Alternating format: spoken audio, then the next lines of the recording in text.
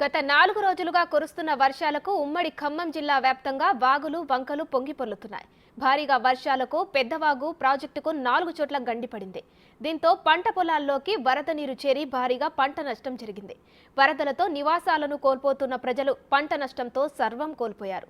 మరోపక్క ప్రభుత్వ యంత్రాంగం పంట నష్టం అంచనా వేగవంతం చేసింది. దీనిపై మరింత సమాచారం మా ప్రతినిధి భాస్కర్ అందిస్తారు.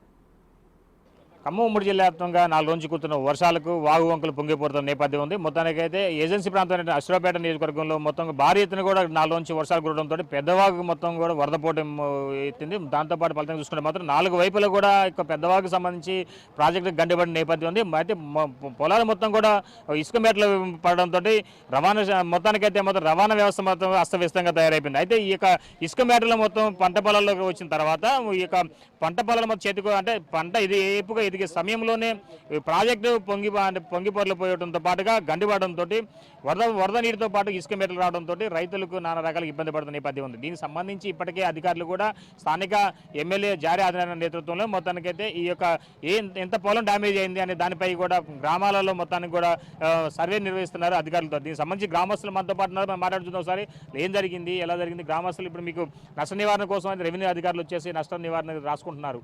ఎలా ఉంది, ఎంత వాళ్ళు ఏమని అడుగుతున్నారు మిమ్మల్ని? ఇంత ప్రకృతి వైఫల్యం చెందటం చాలా దారుణం. ఇది బోడ్చలేనిది రైతుకి. ఏ రైతుకి ఇది గవర్నమెంట్ ఎంత ఇచ్చినా బోడ్చలేని ఇది ప్రకృతి అన్నమాట. కానీ అధికారులు మట్టుకు మంచిగా స్పందించారు. ఎమ్మెల్యే గారు మంచిగా స్పందించారు. ఏర్పాట్లు అందించారు. సకాలంలో ఏర్పాట్లు 5 గంటల సేపు ఇక్కడే ఉండి ఎమ్మెల్యే గారు ఒక 30 మంది ఇరుక్కున్నా కానీ వాళ్ళని హెలికాప్టర్లు తెప్పించి హెలికాప్టర్లో బయటకు పంపించారు. పునరావాసం మంచిగా జరుగుతుంది. 2 రోజుల నుంచి భోజనం ఆయన ఆధ్వర్యంలోనే భోజనం పెట్టిస్తున్నారు. జూపల్లి రమేష్ గారి ఆధ్వర్యంలో మంచిగా జరుగుతుంది. అధికారులు వచ్చారు. కరెంటు పోయింది. కరెంటు కూడా బ్రహ్మాండంగా కరెంటు డిపార్ట్మెంట్ కూడా సక్సెస్గా వేసుకుంటూ లైన్లు ఇస్తున్నారు. 10 గంటల్లో కరెంట్ ఇస్తున్నారని 10 గంటల్లో నిన్న కరెంట్ ఇచ్చారు. మంచిగా అయితే జరుగుతుంది. గవర్నమెంట్ అయితే మంచిగా పనిచేస్తుంది.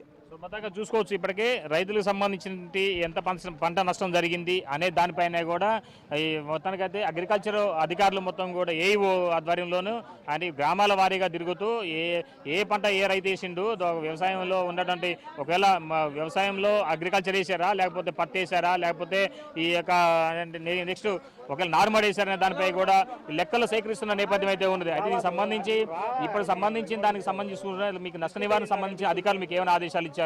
ఏమన్నా మీకు ఏమైనా ఆదేశాలు ఇచ్చారు జిల్లా అధికారులు?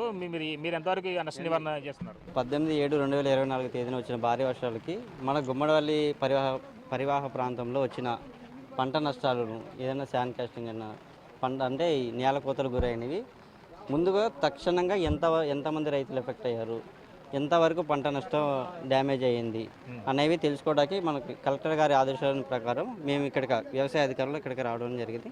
ఆ సమాచారం మేము సేకరిస్తున్నాం. ఓకే, ఇప్పుడు ఎలా ఉంది మీకు జనరల్గా మీరు మీ ఫీల్డ్ క్షేత్రస్థాయిలో వెళ్తున్నారు కదా, వెళ్తున్న సమయంలో మీకు ఎలా అంటే మీకు పొలాలు మొత్తం కూడా నీటిలో అంటే బీట్ల వారిపోయి అంటే ఏది మన ఇసుక మేటలు వేసినాయి కదా, కొంతమంది ఎక్కువగా ఇసుక మేటలు అని వేసాయి, కొంతమంది దాంట్లో రాళ్ళు వచ్చినాయి. ఇంకా మనకి సాగుకి కొంతవరకు పనికి రాకంగా పని చేయడానికి వీలు లేకుండా అట్లా ఉన్నవి.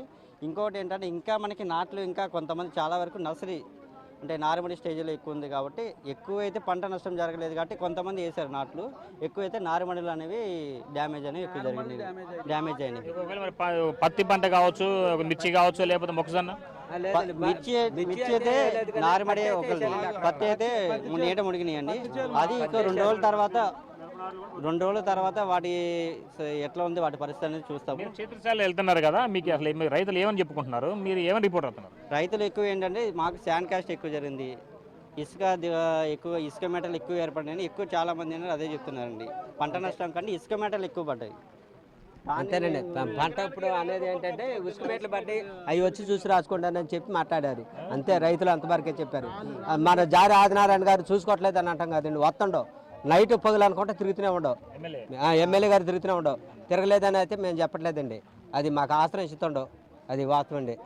సో మొత్తంగా చూసుకోవచ్చు స్థానిక ఎమ్మెల్యే జారీ ఆదినారాయణ మాత్రం తన అధికారం ఇక్కడే తిష్ట వేసేసి ఇక్కడ ఉన్న సమస్యలపై మొత్తానికి అయితే ఏకోరు పెడుతూ సమస్య పరిష్కారం దిశగా అడుగులు వేస్తున్నారు. మరోవైపు మాత్రం విద్యుత్ శాఖ అధికారులతో ఎప్పటికప్పుడు మన సంప్రదింపులు జరుపుకుంటూ విద్యుత్ పునరుద్ధరణ కూడా చేస్తున్న నేపథ్యం ఉంది. మరోవైపు మాత్రం ఎక్కడైతే రైతులు పంట పొలాలు నష్టపోయినాయో ఆ పంట పొలాలకు సంబంధించిన డేటా మొత్తం కూడా సమగ్రంగా విచారణ చేసేసి ఉన్నతాధికారులకు సమర్పించే విధంగా జిల్లా కలెక్టర్ కూడా ఆదేశాల ప్రకారం ఇక్కడ అగ్రికల్చర్ అధికారులు మొత్తం కూడా సర్వే చేస్తున్న నేపథ్యం అయితే ఈ గుమ్మడవల్లి గ్రామంలో ఉంది. అయితే ఈ పరిసర ప్రాంతాల్లో ఉన్నటువంటి పలు గ్రామం ఏదో ముప్పు ప్రాంతాలు ఉన్నాయో ఆ ప్రాంతాలన్నింటికి కూడా ఈ తక్షణమే రెవెన్యూ అధికారులు గ్రామస్థాయికి వెళ్తున్నారు. అక్కడికి వెళ్ళేసి పూర్తి స్థాయిలో సమగ్ర విచారణ చేస్తున్న నేపథ్యం నెలకొని ఉంది.